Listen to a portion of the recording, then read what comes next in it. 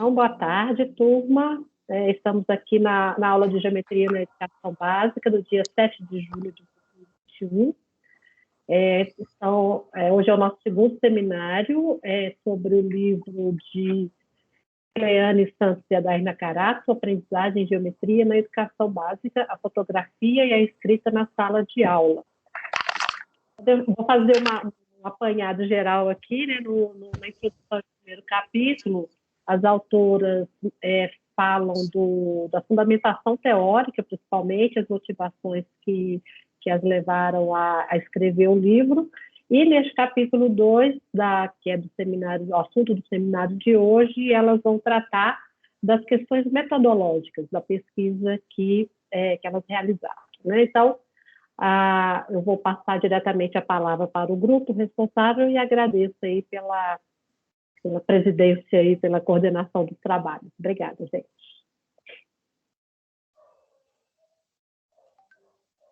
Grupo, eu vou começar compartilhando a tela aqui. Vocês perdoem a situação, porque meu Teams não está abrindo, eu tô pelo site, então assim, vamos ver se vai dar certo, né?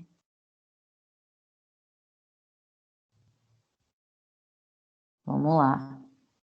Vamos apresentar. Vamos lá.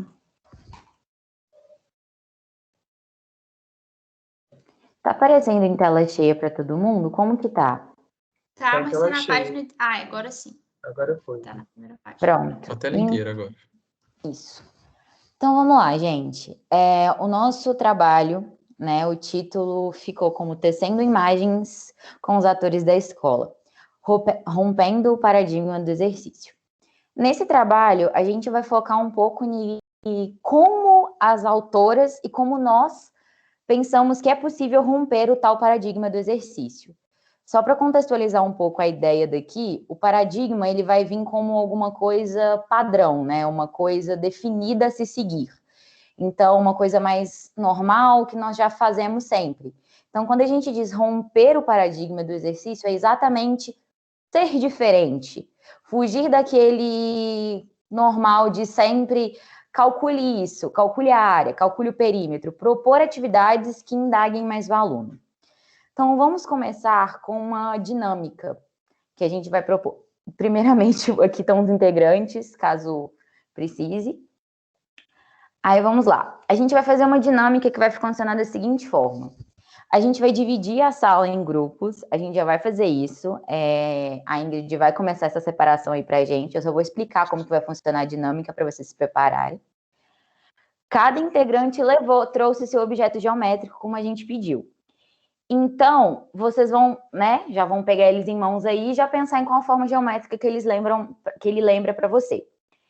E depois, no grupo, vocês vão escolher apenas um. Por exemplo, vai ter 5 pessoas, aí um trouxe um cilindro, a Jussara trouxe esse objeto que eu não consigo definir o que é nesse momento. Alguém trouxe um prisma e um cubo, por exemplo. Aí vamos lá, todo mundo votou no cubo, escolheram um cubo. Vocês vão pegar um papel e uma caneta, pode ser digitado, mas a gente prefere um papel e caneta para vocês entenderem o conceito que a gente vai trabalhar aqui. E aí vocês vão escrever um relato curtinho sobre por que vocês escolheram esse objeto e qual forma geométrica ele lembra. E depois vocês vão escrever também quais conjecturas que fazem vocês crerem que esse objeto assemelha com a forma geométrica. Por exemplo, de uma forma mais simples, escolhi o cubo porque ele tem 6 lados iguais, eu escolhi um dado porque ele tem 6 lados iguais igual um cubo. Simples assim. Só que, é claro, a gente vai dar uma incrementadinha e é isso que a gente espera de vocês. E aí vocês vão escolher uma pessoa do grupo para expor essa informação para a gente no próximo passo da nossa dinâmica. Ingrid, você pode começar a dividir os grupos? Sim, já posso abrir as salas? Sim, todo mundo entendeu? Alguém tem alguma dúvida?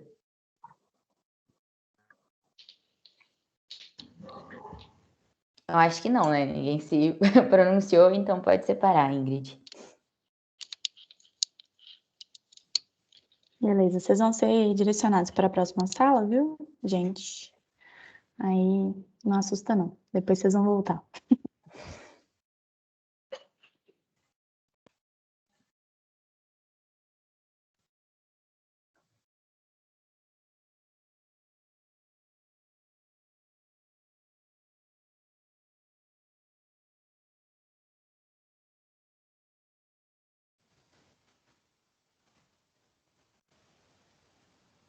Gente, ficou só a gente? Como que tá? Sim, Ai, que chique. Será que tá Gente, gravando gente, aqui? tá gravando, tá? Não, é só muito para bom, conferir. Ingrid. Calma. Você é uma ótima membra. Obrigado pelo seu excelente trabalho. De nada. Professora atenta às tecnologias digitais, é tudo, né? Ô, gente, a minha explicação inicial ficou bom? Todo mundo ficou falando. Ô, Vicente, Ótimo, Júlia. foi homenagem a você que ficou falando. É bom a gente falar romper o paradigma sem contextualizar. Aí eu dei uma colada na internet mais cedo para poder contextualizar isso bonitinho, entendeu? Ficou perfeito. Ficou Gente. perfeito, Júlia. Tá gravando, ótimo. tá? Qual o problema? A gente tá só Só tô discutindo sobre o avisando. trabalho.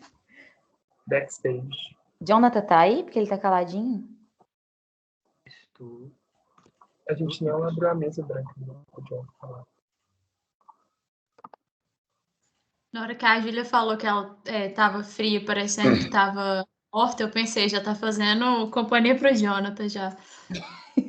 Ô, gente, Tava aqui, esperando o Jonathan falar alguma coisa. quanto tempo que a gente vai deixar pra dinâmica? 10 minutos? Acho que é Vou pegar só uma suficiente. água, galera. Acho que 10 Minha minutos voz tá bom. tá O que sumindo. vocês acham? Tá. Acho A que gente pode deixar os 10 minutos e aí, às vezes, não sei se a Júlia pode, mas tem como mandar uma mensagem para todos os grupos, tipo, universal? Eu acho. Deixa eu ver. Tipo, mandar no chat, pessoal, pode voltar para a sala principal, coisas assim, sabe? Mas eu acho que 10 minutos vai ser ótimo. é porque dá 10 minutos com o grupo, depois vão colocar 10 minutos discutindo a dinâmica, dá 35, 5h35. Sobra 1 hora para o resto da apresentação toda. Eu acho que é Acho bom. tranquilo. Bom, Vocês verem alguém entrando aí, gente, que eu não vi, sei lá, se alguém entrar aqui na sala principal, vocês me falam pra eu poder direcionar. Gente, meu time Tá não joia. quer abrir. Eu estou achando isso horrível, porque eu não posso ligar minha câmera. Estou muito triste. Gente, só vou pegar uma água ali, peraí, rapidinho. também.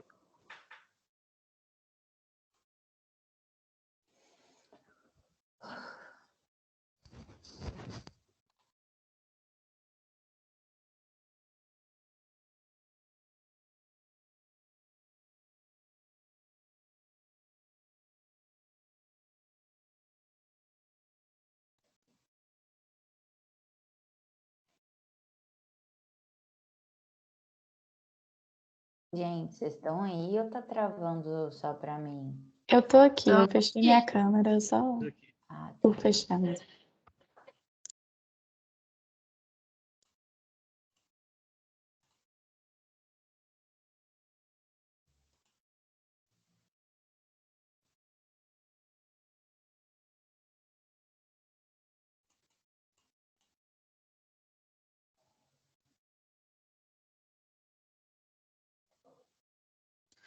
Então, com o meu roteiro de fala, aí eu comecei a colocar, a marcar tudo que é importante. Meu roteiro todo tá marcado. Não faz diferença O meu nenhuma. também. Aconteceu a mesma coisa comigo. Eu falei, vou colocar palavras-chave. Aí eu comecei a botar frases. Aí depois eu falei, vou marcar na frase o que é importante. Marquei a frase inteira. Falei, deixa pra lá. Eu coloquei em vermelho. Eu coloquei tudo em negrito. O que tá falando aqui? Ah, se a... Hã? O que o Jonathan falou? Vocês viram o que ele falou?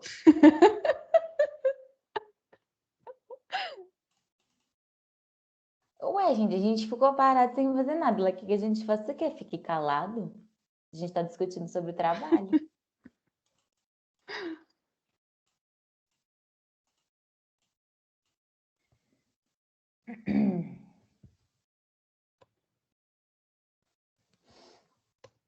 Gente, tá todo mundo aparecendo?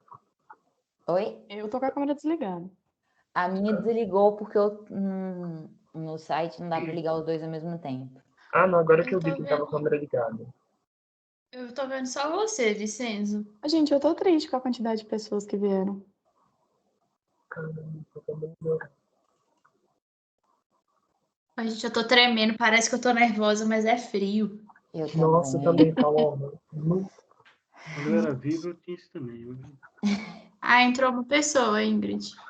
O Ebert. Oi, Ebert. Olá, Ebert. Oi, Ebert. Iremos te redirecionar para uma sala. Pera, quem entrou, gente? Herbert. Herbert. Olá, já tá na dinâmica já? Eu perdi, minha internet caiu aqui. Não, não Problema preocupa. não. Você Vai ser consegue, redirecionado. você consegue voltar para a dinâmica? Tem um botãozinho mostrando. Aparece Você assim, pode voltar? voltar para a sala. Senão a Ingrid te coloca na que você estava. Se não der, não tem problema, eu te Tudo volto. pra mim. Ingressar, uma coisa assim. Mandaram Não, o gente. Peraí, vou colocar.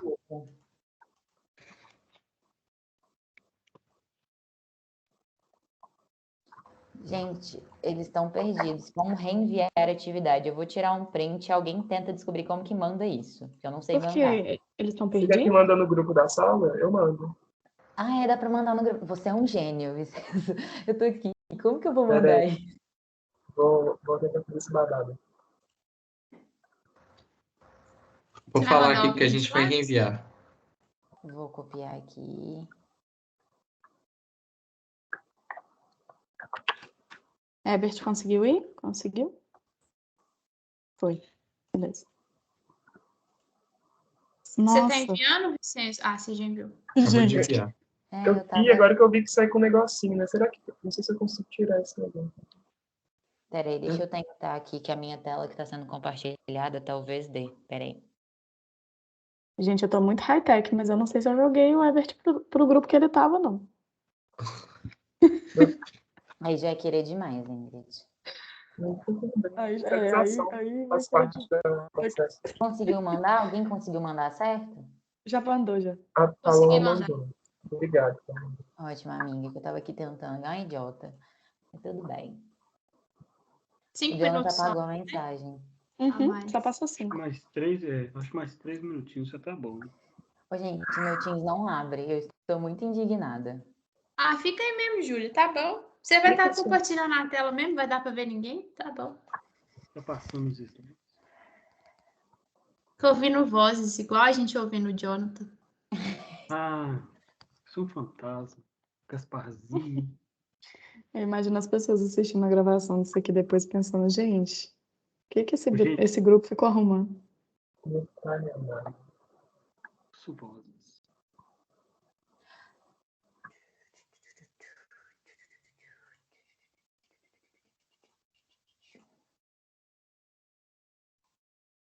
Gente, eu tava embaixo das cobertas. Tô muito triste que tive que levantar. Ah, e no fim das contas eu fiz mais um grupo, porque eu achei muita gente para os grupos. Aí são 5, tá? Tudo bem. Beleza. Aí ficou Assim que voltar, 4 pede grupos de para as 4. pessoas... Oi? Eu só ia falar que assim que voltar, pede para os líderes de cada grupo levantarem a mão, assim, Uhum. para eles falarem. Tem 4 grupos de 4 e um grupo de 5. Não, de 3, desculpa.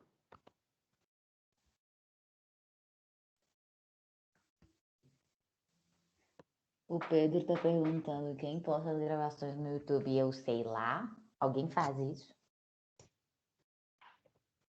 Júlia, a gente tá lendo. Você é chata, Ingrid. Gente, eu não gosto da Ingrid. Eu queria pautar isso nessa discussão desse momento. Eu queria deixar registrado que eu gosto da Júlia. Você vai Não é recíproco. Mentira. Gente, eu tô com muito frio. Meu Deus do céu. Eu fico sofrendo bullying da Júlia, ela me ameaça. Mas eu sou uma boa pessoa. Eu queria deixar registrado que eu gosto dela. Ela é muito minha amiga. Eu jamais faria nada contra ela.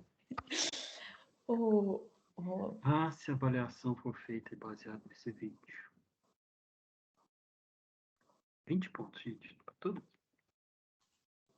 A gente pode parar a gravação e voltar daqui a pouco. Mentira, parei.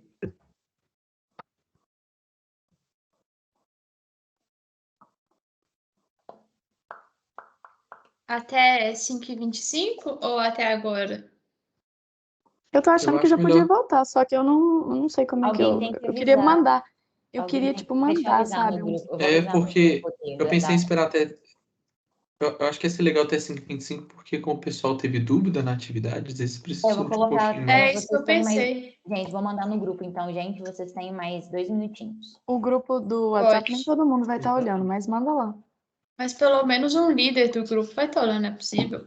Uhum. Qual que vai ser por essa probabilidade? 0,2%.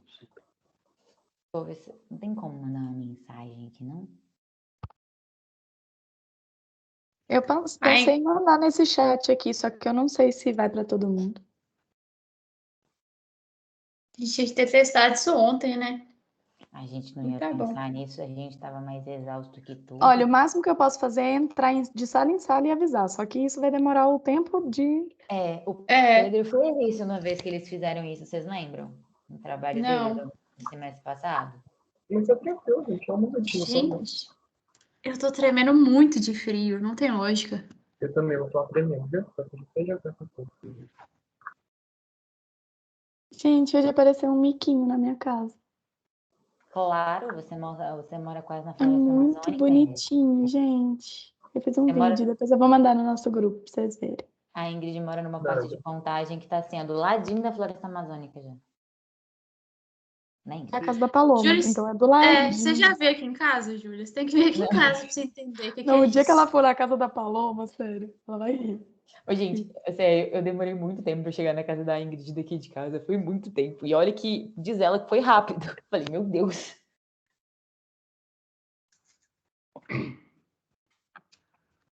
Gente, já deu 5h25, Ingrid.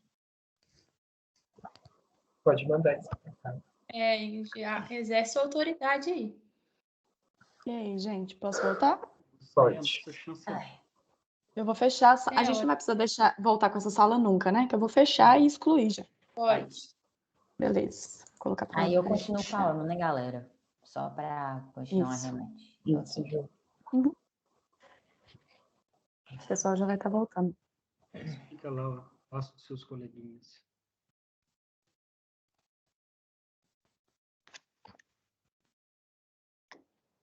Oi, gente. Ai, Talvez tenhamos cortado algumas discussões no meio.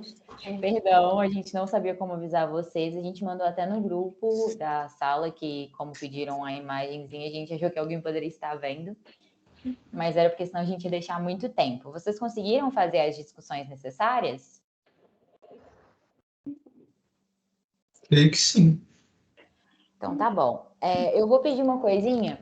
Levantem a mão todos os integrantes do... Quem vai ser o representante de cada grupo, por favor. Só para a gente poder organizar, para cada um falar.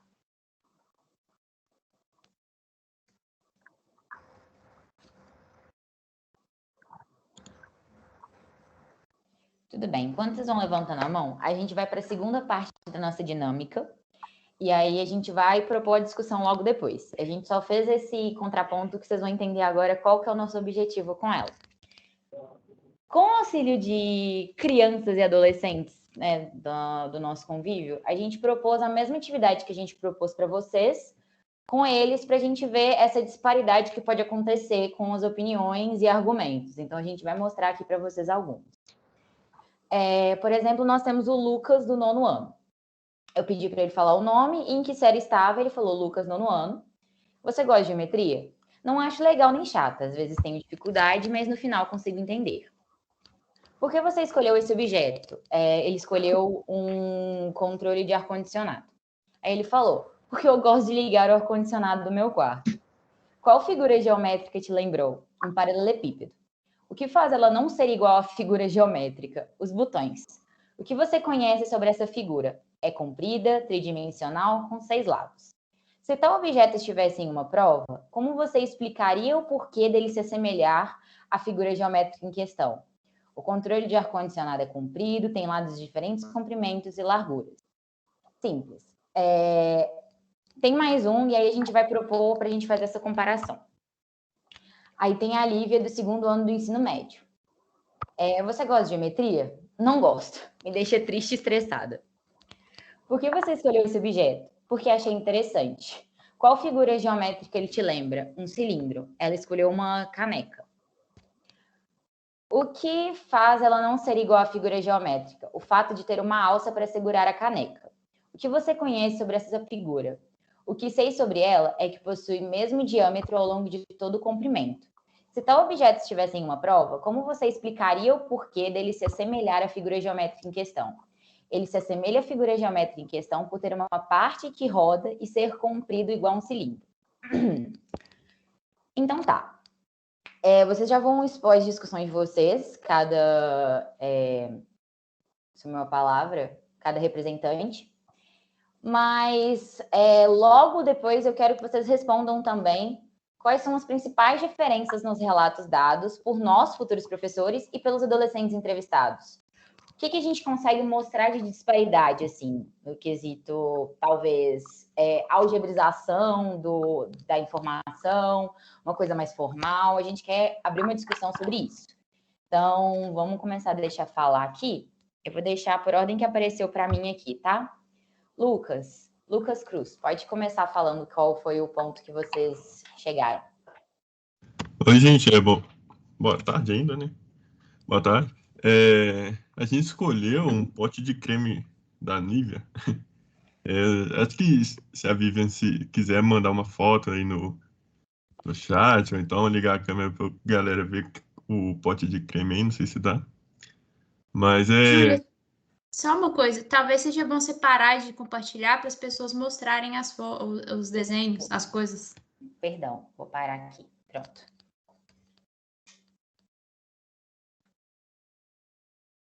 Se quiserem mostrar, pode mostrar. Pode continuar. Então, a gente achou que esse pote de creme aí, ele se assemelhava com o tronco de um cone, né? A gente escolheu ele porque das opções do grupo, era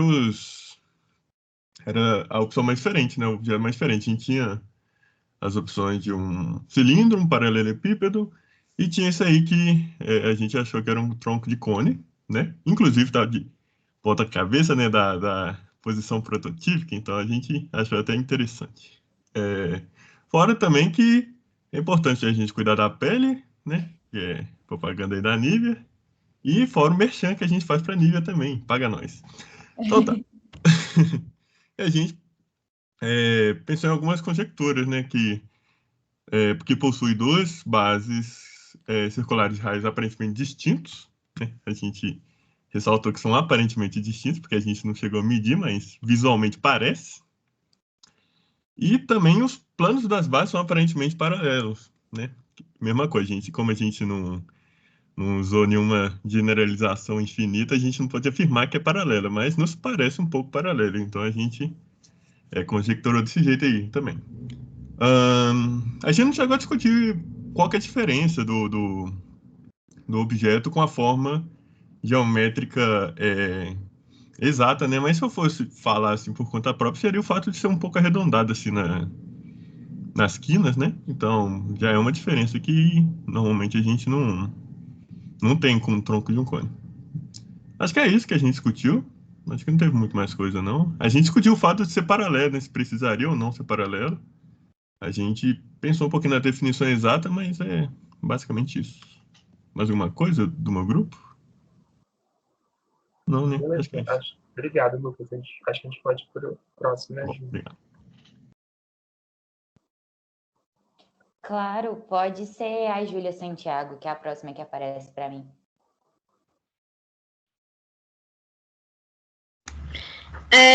A gente escolheu essa caixinha, que é uma caixinha de óculos. E aí, a gente escolheu ela porque era mais diferente, assim, porque o nosso grupo quase todo mundo escolheu prismas, mas eram mais prismas retangulares, prismas de base retangular. Aí a gente achou bacana que tinha uma caixinha com a base triangular.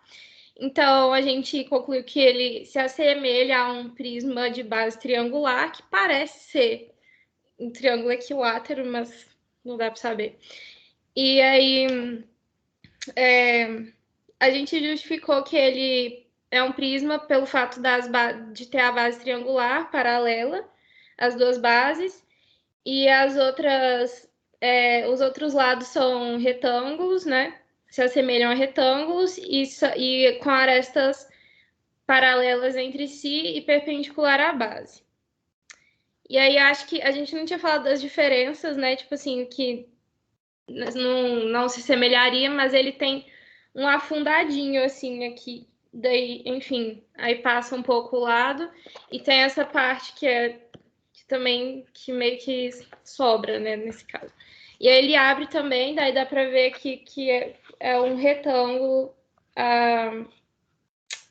um dos lados. Acho que é isso. Obrigada, Júlia. Agora vamos para a Jeane. Bom, o meu grupo foi só eu e a Jussara. Fui privilegiada, gente. Nós temos que tirar 10, tá? Só para constar. Eu trouxe um paralelepípedo e ela trouxe a caixinha dela toda estilizada, então a gente acabou optando por falar da caixinha dela, porque a gente achou que agrega mais valor, né? Tem mais coisas diferentes, elementos diferentes.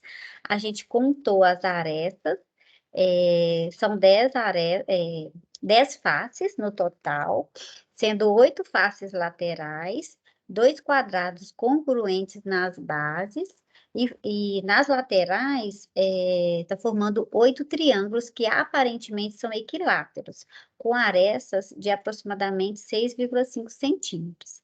Aí a gente pensou alguma utilidade, né, que a gente poderia utilizar isso no dia a dia. A gente pensou talvez que pudéssemos fazer um banquinho utilizando o estereotipo, né, da caixinha.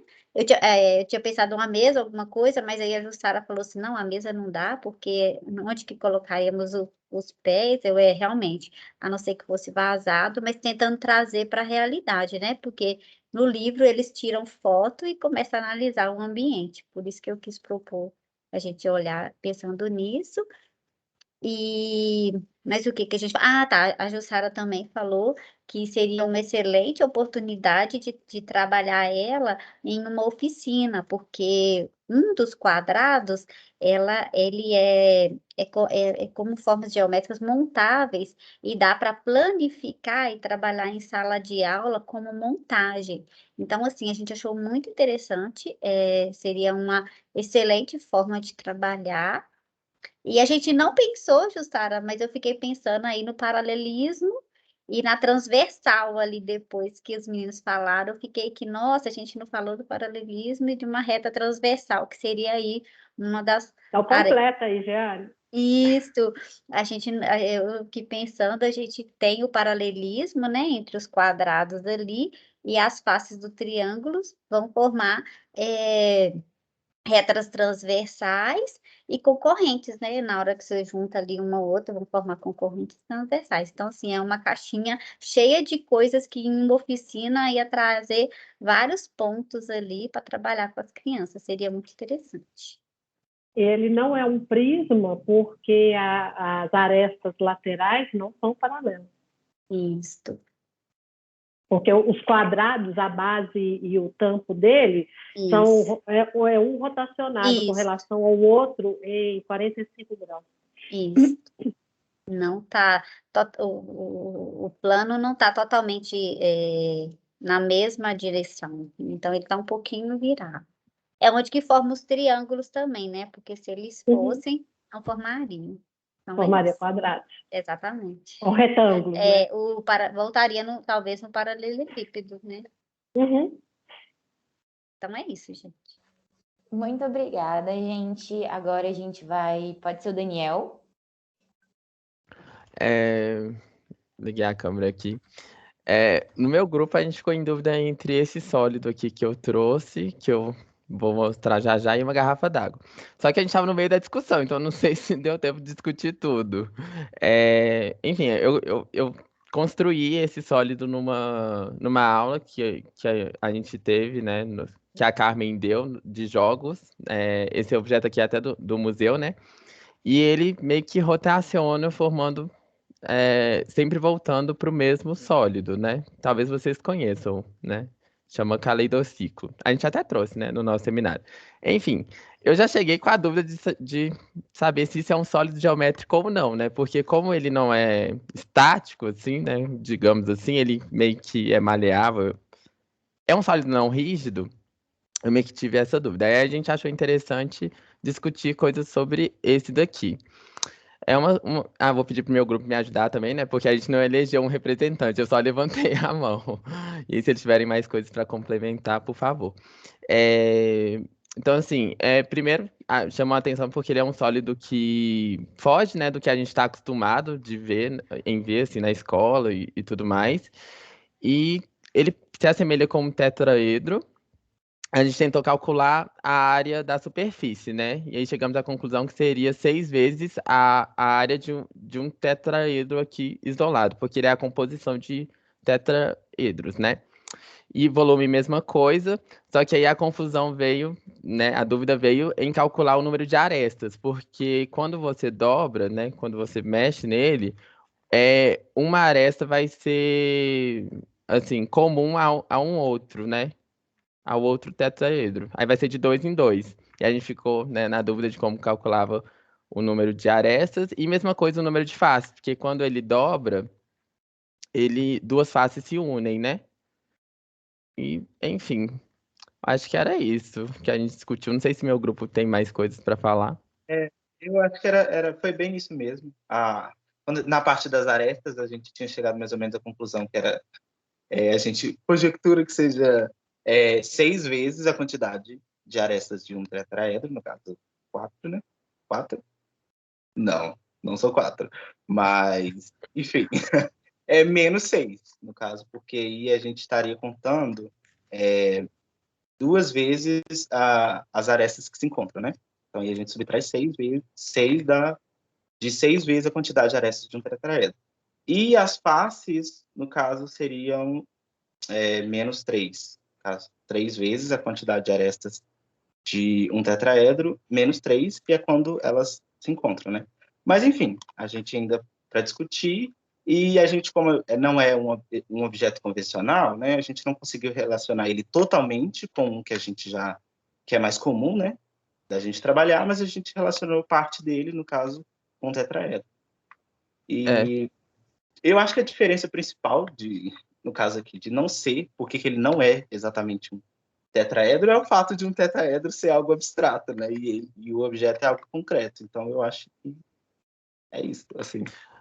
E só uma coisa que me veio na cabeça agora é a potencialidade para trabalhar isso em sala de aula. Assim como a Giane falou, né? Porque como eu construí, ele veio numa folha, a gente recortou, colou e tudo mais, então acho que seria interessante trabalhar isso por meio de uma oficina, né? E uma outra coisa é especificamente esse, porque o Pedro também tem um, só que o dele são outros desenhos, né?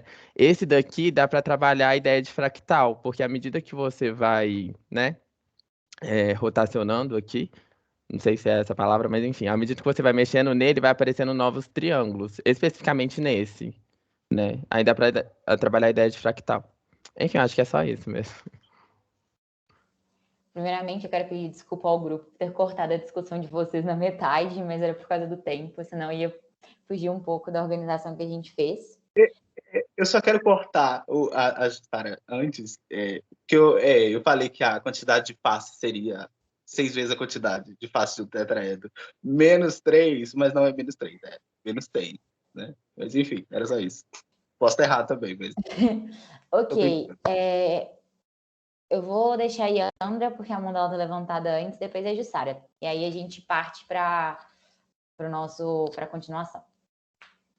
Então, gente, o meu grupo, a gente escolheu isso, que era para ser um tronco de árvore para a gente estudar biologia, que uma professora minha passou no primeiro ano, só que a gente escolheu ele justamente por uma característica, que ele abre.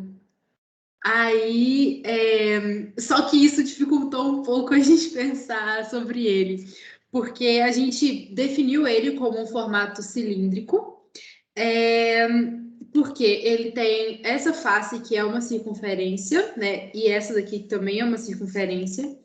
E aí a gente ficou pensando o que queria diferir ele de um tronco de um cone para um cilindro. Aí a gente pensou que planificando ele, essa parte lateral dele aqui formaria um paralelepípedo, né? Se fosse um tronco de cone, ele seria um trapézio, e que o raio dessa face aqui é o mesmo raio dessa face.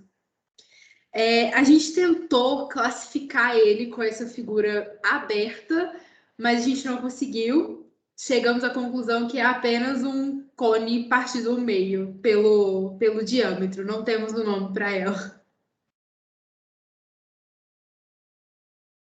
Muito obrigada, Yandra. Agora é a vez da Jussara. Pode falar, Jussara. Eu só queria observar que eu estou achando interessante nós tentarmos enquadrar os objetos do mundo real na geometria, né? Será que a gente não seria o contrário? Será que a gente não tem que inventar uma geometria para descrever, ou inventar, ou usar o que já existe, o mundo real, né? Por que a gente tem que tentar enquadrar, né? Por exemplo, aí o grupo que a Yandra relatou, né? O grupo teve dificuldade porque o cilindro se partia, né? A Júlia, na hora que ela mostrou aquele triângulo, aquele prisma que tem na base um triângulo, mas com a ponta arredondada, eu comecei a pensar, será que ele não pode ser chamado de prisma mesmo? Ao invés de dizer que ele parece com um prisma, né? Porque o que acontece ali de diferente é que não é um triângulo euclidiano que está na base. É um outro triângulo. O que acontece se a gente inventasse um prisma com aquela base? Será que isso tem problema? Então, uma coisa que sempre rola na disciplina de geometria na educação básica é a discussão das definições, porque a gente, numa abordagem mais formal da geometria, definição é uma coisa que a gente não discute, né? A definição a gente decreta. Quadrado é isso, paralelogramo é aquilo, prisma é aquilo outro. Eu e a Giane tivemos que buscar no Google o nome de um poliedro que tem 10 faces. A gente não sabia. Então, eu falei com a Giane assim, vou fazer feio, porque eu não sei esse nome. E aí, porque as definições são decretadas normalmente, né? E aqui, o que mais apareceu aqui foi essa possibilidade de discutir definição, né? Será que essa figura, que esse sólido aqui é poliedro, ou poliedro não, é prisma, é outra coisa, né? Então, eu acho que é uma discussão interessante, mas sempre tomando esse cuidado, tá, gente? A gente não tem que enquadrar o mundo na geometria, não, tá? A geometria foi inventada para descrever o mundo. É muito interessante a Jussara ter tocado nesse assunto, porque o motivo principal da gente... Não o motivo principal, né? Um dos motivos que levou a gente a propor essa oficina foi para a gente poder comparar os 3 momentos, né? A gente trabalhou com crianças do 5º ano, que foi na leitura do texto, adolescentes, né, que já estão um pouco mais desenvolvidos na ideia de geometria, de sólidos e tudo mais, e a gente, que na teoria sabe mais que eles. Então, assim, para a gente mostrar exatamente como a definição de cada um se diferencia, né? Digamos assim, no ponto de vista deles, a definição de que, por exemplo, no do Lucas, em dizer que o paralelepípedo dele parece um paralelepípedo porque tem 6 lados, é tridimensional e é comprido, falta informações? Falta, mas de nada ele diz errado, entende o que eu quero dizer? É exatamente esse um dos pontos que a gente quer trabalhar exatamente nisso. Porque a gente quer ser capaz de desenvolver esse tipo de raciocínio. E a gente vai trabalhar melhor isso agora. Porque o nosso trabalho, então, a gente vai começar a tentar mostrar para vocês... Deixa eu voltar a compartilhar aqui. Perdão, gente, eu não consigo fazer 2 coisas ao mesmo tempo. Eu me perco. Tentar mostrar para vocês... Júlia, sua xará levantou a mão aí. Oi, só um minutinho. Deixa eu só formular aqui que eu deixo falar mais um minutinho. Quais são as estratégias para romper o paradigma do exercício? E assim a gente vai trabalhar exatamente um pouco sobre escrita matemática, ambientação em sala e professor mediador. E a gente vai aprofundar daqui a pouquinho. Deixa eu só ouvir a fala da Júlia rapidinho, senão não vai dar tempo da gente continuar. Ela já abaixou a mão. Júlia? Não, é só um comentário breve, só porque a Jussara estava falando, porque para mim, uma das coisas que eu mais achei interessante no livro é que a professora, desde o início, ela vai falando para eles que as formas geométricas são conceitos abstratos. E aí, tipo assim, desde o início eles já começam, tipo, com essa linguagem, tipo assim, porque isso se assemelha e tudo mais. E eles, inclusive, falam, porque a gente está tentando achar aqui e tal, mas ao mesmo tempo é um conceito abstrato, então ele lembra, mas não é. E aí eu fico assim, gente, porque eu acho que eu demorei a chegar até a faculdade, assim, para perceber isso, sabe? E assim, é uma coisa tão simples, assim, sabe, de você conversar, é uma outra percepção, eu acho, que você tem da geometria quando você fala isso, assim. Enfim, eu achei muito importante isso no livro. Obrigada, Júlia. Então, a gente vai continuar aqui agora, só aquela corridinha rápida, porque senão não vai dar tempo. Mas exatamente isso que a gente quer mostrar para vocês, né? Que a geometria, ela tem diferentes formas de ser apresentada. Então, a gente vai começar aqui. Pode falar. Oi, pessoal, vocês estão me escutando? Sim? Então, sim, Vicenzo. Obrigado.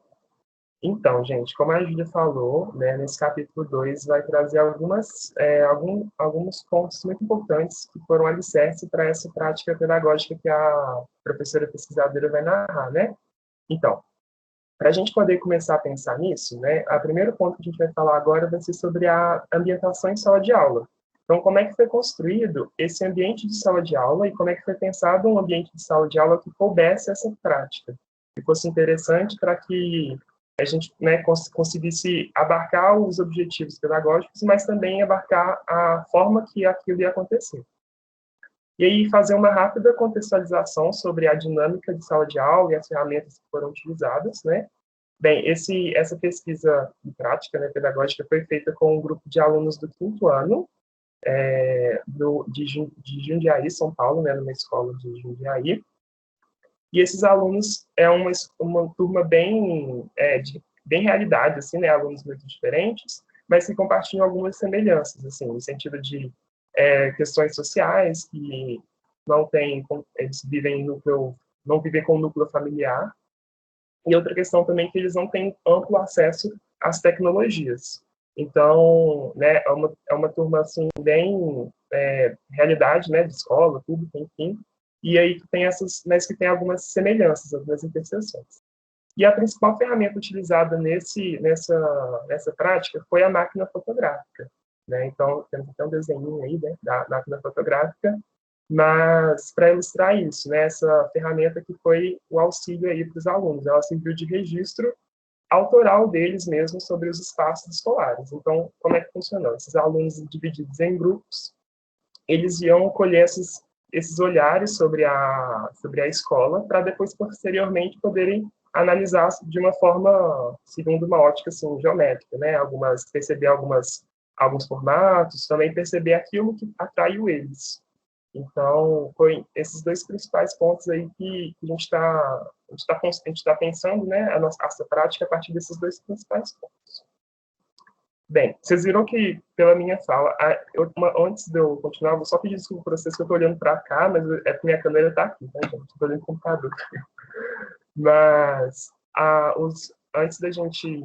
Então, para a gente poder continuar aqui, vocês perceberam que durante a minha fala, né, eu comentei bastante eu comentei que os alunos foram divididos em grupos, e aí esses grupos foram colhendo esses olhares, né, essas fotos, e aí foi basicamente, e essa daí, né, o trabalho em grupo foi uma grande estrutura, assim, para essa prática.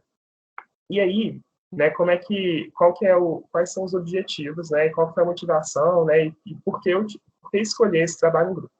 Bem, as autoras vão trazer para a gente que o trabalho em grupo, né, essa escolha desse trabalho em grupo foi de conseguir construir na sala de aula um ambiente de interação, né, e aí, consequentemente, de ter uma futura colaboratividade. Construir isso é um primeiro passo para construir um ambiente de interação, que seja possível já conseguir pensar numa reestrutura da sala de aula, né? Como a Júlia falou, o nosso tema, ele envolve lá esse rompimento do paradigma. E quando a gente pensa numa sala de aula tradicional, a gente pensa muito até uma estrutura, uma arquitetura, assim, né? De sala de aula, de um conhecimento indo do professor para os alunos, de uma forma bem unidimensional, sentados bonitinhos. E quando a gente pensa aí no trabalho em grupo, até de forma física, a gente pode pensar nessa certa difusão. Então, esse objetivo as autoras vão trazer para a gente, no primeiro momento, de já começar a criar ali um ambiente de interação, onde que os alunos eles podem se locomover, não somente os saberes, mas também, né, de comunicar com os outros e entre si. Bem, e aí, quando a gente pensa nesse objetivo, né, a justificativa que as autoras vão trazer está no potencial do trabalho em grupo, né? Para quê, né? Qual que é de que forma que o trabalho em grupo ele pode ser benéfico? Bem, as autoras vão trazer para a gente que o desenvolvimento de tarefas do trabalho em grupo ele pode fomentar o encorajamento, o respeito, a troca de ideias, né, entre esses alunos. Então, esse potencial do trabalho em grupo, né, que está sendo almejado, ele é bastante importante, mas uma palavra aí, né, que a gente destaca é essa possibilidade, né, esse pode fomentar. Então, já faz um link até com essa questão de que, bem, com aquela pergunta que a gente colocou no fórum, que a gente ficou bastante feliz, que vimos várias interações, né? Bem, que o trabalho em grupo, ele sozinho, né, apenas ele, assim, a gente não vai conseguir construir nada se a gente não tiver um repensar sobre outras estruturas que estão presentes ali na sala de aula. Então, quando a gente pensa que o desenvolvimento dessas tarefas em grupo, ela pode fomentar, né, abre aí para a gente repensar sobre o que então falta, né, além disso, para que realmente fomente. Né? Não é só a gente colocar um trabalho em grupo, estabelecer um trabalho em grupo que os alunos vão se encorajar para falar, para trocar as ideias, né, de forma respeitosa também, ou também de forma inclusiva, todo mundo vai querer participar, né? E aí abre essa discussão aí de que, mas o que falta então, né? O que a gente pode ainda adicionar para essa estrutura para que essa possibilidade ela se torne também uma realidade, a gente possa conseguir crescer ali esse objetivo de interação. Bem, e aí, né, quando a gente está pensando aí tentar abarcar, trazer esse potencial do trabalho em grupo, né, de conseguir edificar esse ambiente de interação, um ponto bastante importante, né, dentre outros que vamos falar futuramente, é a mediação pedagógica, né, é o papel do professor nessa gestão. Bem, a gente vai falar, né, as meninas vão falar mais sobre mediação pedagógica futuramente, mas dando só uma palhinha aqui, né, que conversa com o assunto do trabalho em grupo, né, já que ele sozinho não vai levar a lugar nenhum se a gente não tiver uma figura ali que costure os conhecimentos, uma figura que vai ligar os alunos de alguma forma, vai conseguir transformar aquele ambiente num ambiente que também seja colaborativo, né, que os grupos não se fechem neles mesmos, mas também que eles tenham um objetivo de para que eu estou fazendo isso e o que mais que tem além disso, né? Então, entra muito sobre essas indagações e as perguntas que a gente pode fazer em sala de aula para que aquele trabalho ele seja conduzido um pouco mais para o objetivo pedagógico que a gente estava pensando inicialmente, né? E não ficar várias informações acontecendo. E aí, né, agora que eu tinha passado, eu tinha travado também. Bem, mas o trabalho em grupo, então, para a construção coletiva do saber, ele vem aí dessa questão de construir esse ambiente, né, não somente com cadeiras afastadas e alunos conversando, mas também que ele seja um ambiente colaborativo. Aí as autoras vão trazer um pouquinho que esse ambiente ele também pode contribuir em deixar os laços entre os alunos mais estreitos, né, a gente conseguir transformar esse olhar também, conseguir construir um ambiente socioemocional legal, assim, né, que eles consigam ver o colega de uma forma mais próxima, ou ver um potencial no próprio colega que está participando. Bem, e outra questão aí envolvida, né, quando a gente pensa nesse paradigma, nesse tradicional modelo de sala de aula, temos também o protagonismo dos estudantes. Como que a gente pode pensar nisso e como é que isso conversa com esse trabalho em grupo, como é que isso conversa com essa forma de organização.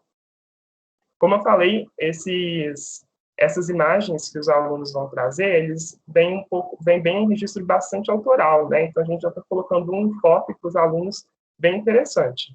E o fato de construir ali um ambiente de ser bem colaborativo, né? Onde que a gente tem uma difusão dos saberes, uma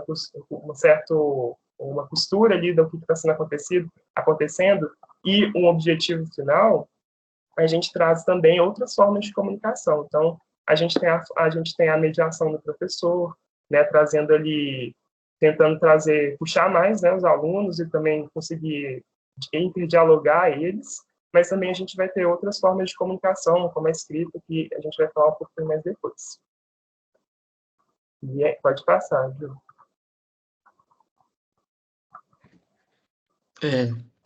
E aí, gente? Bom, um outro olhar que a gente pode ter para o erro. O que acontece? Como o Vicente disse, a gente tem alguns benefícios desse trabalho em grupo, desse ambiente em sala de aula, né?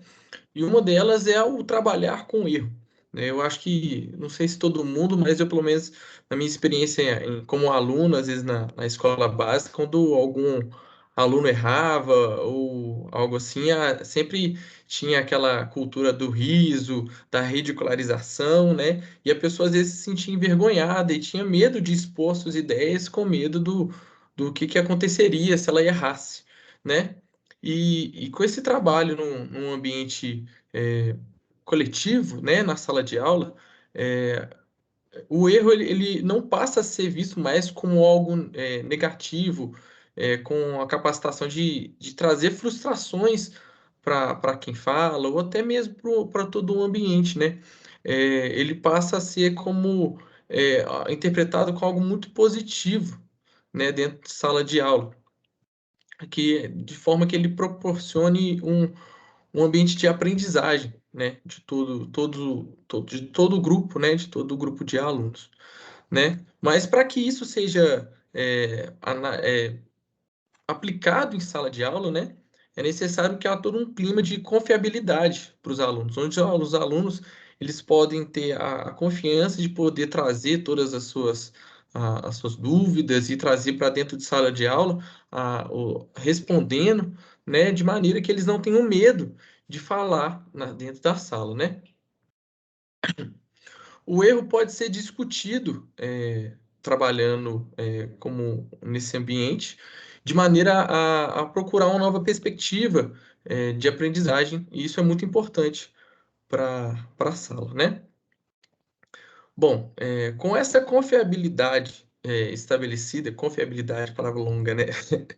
É possível construir um ambiente de colaboração na hora de realizar as tarefas.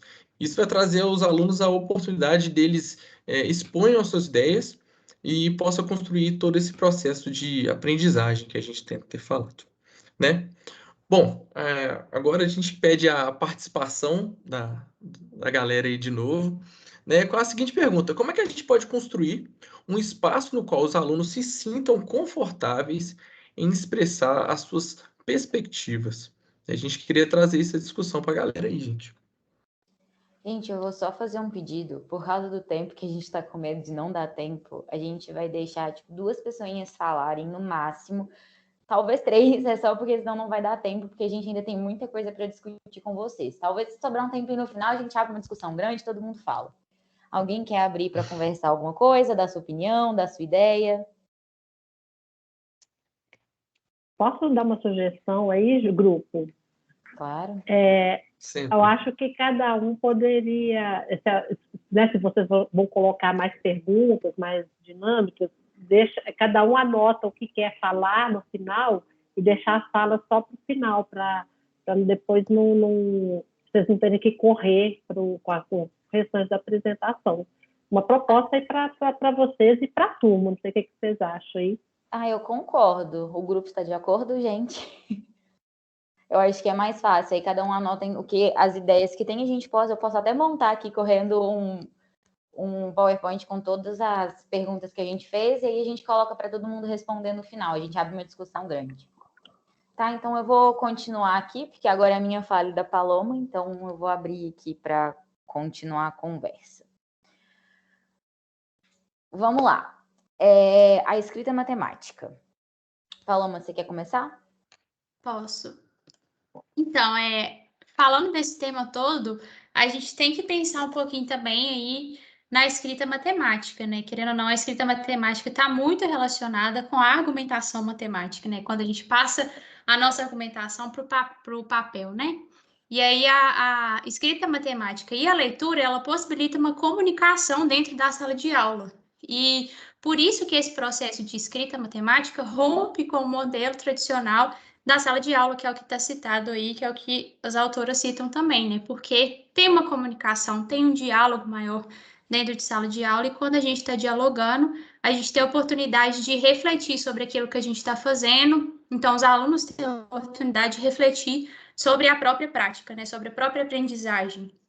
Então, no início, essa escrita matemática, ela pode ser difícil, e principalmente na geometria, eu imagino que vocês aqui, igualmente a mim, a gente tem dificuldade, às vezes, de entender. Por exemplo, tem uma questão, prove que isso é um triângulo. Para mim é muito fácil pensar, se eu olhar, é um triângulo, é só você olhar, é só você encostar. Mas a partir do momento em que você vai trabalhando e vai dando oportunidade para o aluno desenvolver essa escrita matemática, desenvolver essa argumentação, ele vai tendo mais facilidade de avançar nesse processo, né? E aí ele vai ter mais facilidade para elaborar suas hipóteses, trazer hipóteses e elaborar conjecturas, né? Então, à medida que ele vai fazendo isso, tendo essas oportunidades, ele vai também se apropriando daquele conteúdo, e isso vai ficando mais fácil para ele, a argumentação e a escrita vai se tornando um processo mais fácil. E então,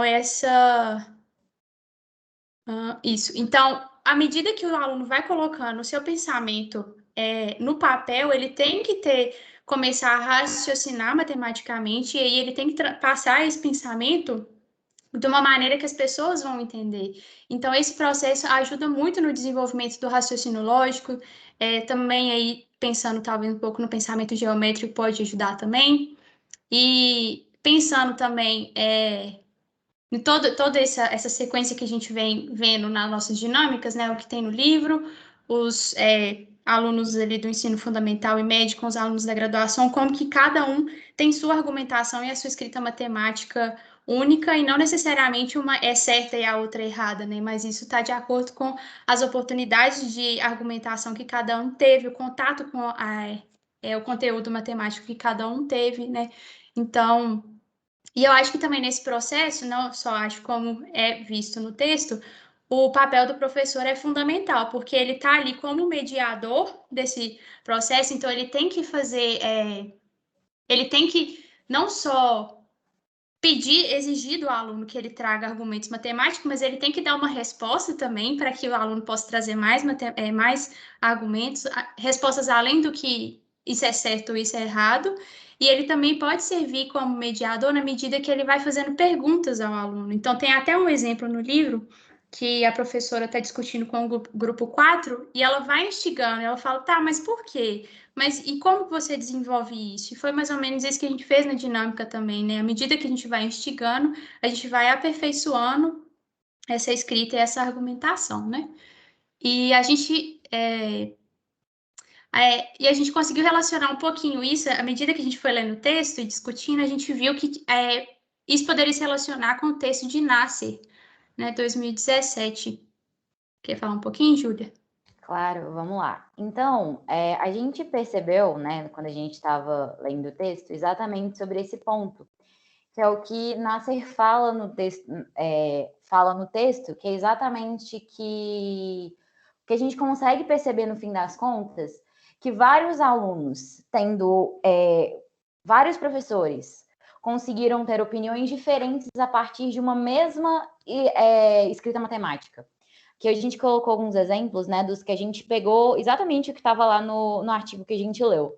Porque, por exemplo, foi muito ambíguo a discussão sobre quanto que João, por exemplo, recebeu, quanto que Mateus recebeu, e foram valores muito diferentes às vezes. Então, a gente quis mostrar com isso que, independentemente de qual que seja a escrita que a gente coloque, né, a escrita que o aluno coloque, a gente entende que é importante, é uma coisa que a gente queria pensar, né, que a gente queria propor isso para vocês, é sempre pensar, né, no ponto de vista do aluno, entender que o que ele escreveu não está completamente errado, levar em conta o raciocínio dele, porque é assim que a gente vai conseguir melhorar o raciocínio lógico dele, vai conseguir desenvolver exatamente o que a gente busca com a escrita matemática, dar aquele cutucãozinho para ele assim, não, tá, mas e o que mais? Igual a ideia do que a gente tentou propor quando a gente colocou nas perguntas para os meninos do ensino médio e ensino fundamental, quando a gente propôs para ele, tá, primeiramente fale por que parece. Agora, se tivesse numa prova, quando a gente coloca quando está numa prova, é exatamente para propor aquela formalidade maior. E a gente percebeu que a gente pode até comparar isso, a formalidade que os meninos não tiveram tanto com a nossa formalidade como futuros professores. A gente buscou muito mais analisar paralelismo, analisar, contar número de arestas e faces, e eles não buscaram isso, talvez não em si por falta de informação, talvez sim um pouco, né, a disparidade de informação que ele ainda tem que receber. Só que a gente ainda tem que levar em conta que esse foi o raciocínio que ele teve. Ele não perdeu informação ao dizer tem 6 faces. Ela tem... Eu não me lembro exatamente o que a Lívia fala do cilindro, perdoem a volta, que é só porque eu achei muito interessante. Porque ela possui o mesmo diâmetro ao longo de todo o comprimento. E isso, para mim, é uma parte que eu, como futura professora, se eu lesse isso numa prova, como explicação por que ser um cilindro, para um aluno, eu, sinceramente, não conseguiria dizer que está faltando alguma coisa. Sim, falta alguns detalhes, falta a gente dizer que as bases são paralelas, falta dizer algumas coisas, mas essa informação que ela deu não perde informação, tipo assim, não faz ela estar errada. Falta alguma coisa, mas ela não está errada. Então, essa proposta que a gente acha que tem muito em comparação com o Nasser, que ele coloca aqui, ó, é aconselhável que seja requisitado aos alunos que sempre justifiquem suas estratégias de resolução, pois o domínio do processo dedutivo do aluno deve ser construído ao longo de toda a sua vida escolar. Então, assim, talvez o menino o Lucas e a Lívia não saibam definir como a gente define, exatamente por essa falta que eles tiveram desse cutucãozinho do professor, dessa proposta de quebra de paradigma que a gente está tentando propor aqui. Se fosse dito, por exemplo, vamos tentar hoje, no 5º ano deles, tivesse sido proposta exatamente essa atividade, como foi proposta sumiu o nome, por Santos e Nakarato, talvez hoje, quando eles forem, se eu tivesse feito essa pergunta para eles tivessem me respondido muito mais como a gente, falado sobre paralelismo, falado exatamente sobre corpos cilíndricos, corpos esféricos. Então, talvez fugisse muito mais do que eles colocaram. Então, a gente queria fazer esse intercâmbiozinho que eu achei muito interessante juntar. E, novamente, a gente propôs as mesmas perguntas que a gente queria dar ênfase sobre as que a gente colocou lá no Moodle. Só acrescentando 2 pontos na sua fala, Júlia. Com essa atividade de Nasser, eu fiquei me pensando, e se a partir dessa atividade a gente propôsse uma em que os alunos dessem a resposta e o professor pudesse ter esse diálogo com eles, ou um diálogo mesmo, em que os alunos respondessem e o professor ia voltando com perguntas, ou então que fosse uma atividade que o professor escrevesse e os alunos lessem e reescrevessem, determinasse algum tipo de diálogo. Como que seriam, então, as correções dos professores a partir disso, né? E a outra coisa que eu estava pensando também é como que, nesse argumento que os alunos utilizaram mais novos, né, para escolher os objetos, essas coisas, eles escolheram, pensando no que a Jussara falou no início, né? Eles foram mais na realidade, no que é mais atraente, no sentido de, eu gostei do formato, eu achei isso interessante porque eu não lembro o que falou, mas... Eu gosto de mais... responder, como diria o Lucas, é porque eu gosto de ligar o ar-condicionado no meu quarto. Isso, Porque é muito roda. mais nesse sentido ligado à realidade mesmo, né? Como que isso está conectado com a realidade, né? Enfim, é isso. A Bárbara Cristina levantou a mão. Eu acabei de ver aqui. Eu só vou dar um arremate aqui e já deixo você falar, Bárbara. Então, a gente propôs essas 3 perguntas novamente aqui, que são as mesmas que estão no Moodle, exatamente porque a gente quer ouvir a opinião de vocês.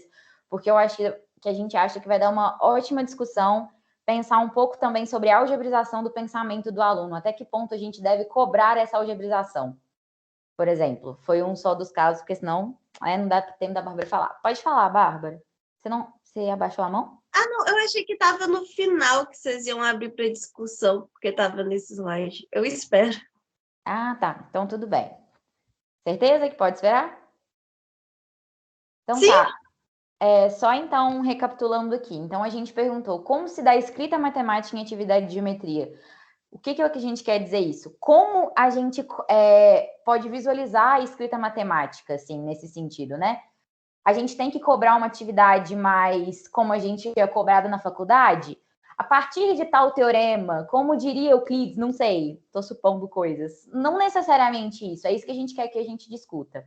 E a importância da escrita matemática para o desenvolvimento do pensamento geométrico do aluno, a gente também já citou um pouquinho. Então, eu vou passar a palavra para a próxima dupla. Então, ainda falando um pouquinho sobre essa atuação aí dentro de sala de aula, a gente vai falar um pouquinho sobre o professor mediador, né? E para começar falando disso, a gente tem que pensar um pouquinho no que é o papel do professor. Então, a gente chamou aí de papel do professor, um deles, né, que a gente tem vários papéis dentro de sala de aula, mas principalmente disponibilizar um ambiente que seja confortável, que seja propício para a realização de qualquer que seja a atividade proposta. E sendo assim, a gente pensa, tá, mas e aí, qual que é o papel do mediador? O que é um mediador? O livro, ele não define em si o que é o mediador, mas ele vai falando para a gente das ações dessa mediação. E, além disso, a gente buscou também generalizar o que é essa mediação. Mediação em que é oferecido àqueles que estão aqueles que estão vivenciando uma situação de oportunidade ou de conflito, oferecer para essas pessoas, para esses indivíduos, um espaço que seja adequado, tanto para eles conseguirem buscar uma solução que atenda a todos os envolvidos, quanto também a estar confortável a buscar essa situação, essa solução. Então, o objetivo desse mediador é realmente mediar ou fazer um meio termo aí para poder encontrar soluções viáveis para as situações, para os conflitos, para as negociações, que é um dos termos que é usado muito na obra. Então, baseado nesse contexto da pesquisa, a gente fica pensando, né, qual que seria uma proposta interessante para a mediação do professor dentro da sala de aula? Ou quais fatores que seriam, que são importantes para que esse processo de mediação aconteça? Todos esses raciocínios, né, de pensar no que pode facilitar essa ponte que interliga os alunos com o conhecimento, com o processo de aprendizagem, a gente pensa que seja muito importante e seja fundamental que o professor seja essa figura, né, essa figura de referência. Então, ainda falando sobre definição, dentro da obra a gente vê como uma ideia inicial, assim, uma fala sobre a mediação ser uma atividade complexa. Então, o que tem por ser complexa? Por que isso é importante para a gente? Por que a gente enxerga dessa maneira? Por que as autoras enxergam dessa maneira? O processo de mediação, ele exige muito mais do professor do que o domínio do conteúdo. Claro que o professor tem que ter domínio, né, em relação àquilo que ele está propondo, àquilo que ele está ensinando. Mas ela exige também uma dinâmica, uma comunicação, uma relação entre professor e aluno no exercício de elaborar as boas perguntas, os questionamentos que sejam instigantes para os alunos, porque é isso que vai fazer com que esses alunos se sintam, de certa forma, incomodados a ponto de buscarem respostas. Então, isso motiva eles a investigarem, a se movimentarem, a motivar mesmo a ideia de trazer as suas expressões, os seus raciocínios para dentro da sala de aula. Então, ainda nessa perspectiva, a gente pensa que essa expressão de ideias vinda dos alunos, ideias certas ou não, essa flexibilidade traz como uma consequência extremamente positiva a construção de caminhos para a aprendizagem, o que é o nosso objetivo dentro de sala de aula, né? A construção da aprendizagem ali de maneira conjunta. Então, essa frase, estabelecer em sala de dinâmica em que os alunos e os professores possam compartilhar as suas ideias, é imprescindível. Porque quando os alunos se sentem confortáveis para se posicionarem dentro da sala, eles também entendem que eles têm liberdade de investigar, eles têm liberdade de conjecturar, de buscar conhecimento com as próprias mãos. E é o objetivo que a gente acredita ser fundamental para o professor mediador. Pode continuar, Jonathan. Bacana, pessoal. Beleza. Então, pessoal, puxando aí essa questão da mediação, as autoras também trazem para a gente aqui no livro, no capítulo, algo muito interessante. Por quê? A mediação, como já foi bem dito, não é algo tão simples, é algo complexo, porque exige que o professor ou mediador esteja, de certa forma, conectado com aquele conteúdo e também com a comunidade escolar da qual ele vai transmitir esse conteúdo, para poder fazer essa ponte, de certa forma, né? Poder fazer com que essas significações possam, de fato, circular e que aqueles estudantes possam, então, construir seus conhecimentos, aqui nos casos geométricos. Mas propor esse tipo de tarefa, que é chamada pelas autoras de tarefas ou propostas significativas, exige que alguns pontos sejam considerados, né? Porque não é algo tão simples como a gente sempre fala, né? Eu vou propor uma tarefa significativa. Ela exige mais, né? Ela exige, por exemplo, que sejam tarefas que possam movimentar esse pensar, esse raciocinar geometricamente dos alunos. Não são aquelas tarefas, como eu posso dizer, de respostas diretas, mas tarefas que possam movimentar o raciocínio deles. E o interessante, pessoal, que as autoras, elas trazem para a gente aqui alguns pontos, por exemplo, que nessa elaboração desse desenvolvimento, é interessante com que essas tarefas possam ter certa complexibilidade no sentido de refletir, e que ao mesmo tempo que elas trazem essa reflexão, elas possam, então, fazer essa conexão com aquilo que os estudantes já têm de conhecimento prévio, com aquilo que eles já trazem de intuição sobre aquele determinado assunto, e possam, então, fazer essa conexão. Como, por exemplo, elas citam aqui também no nosso caso, que o professor que vai fazer essa mediação, é sempre importante que ele traga essa atividade no sentido de problematizar, e além de problematizar, de gerar sentido para aqueles estudantes, né? Ou seja, que dessa forma ele possa trazer essas conexões com aquilo que eles já sabem até o ponto onde a gente quer chegar com essa construção.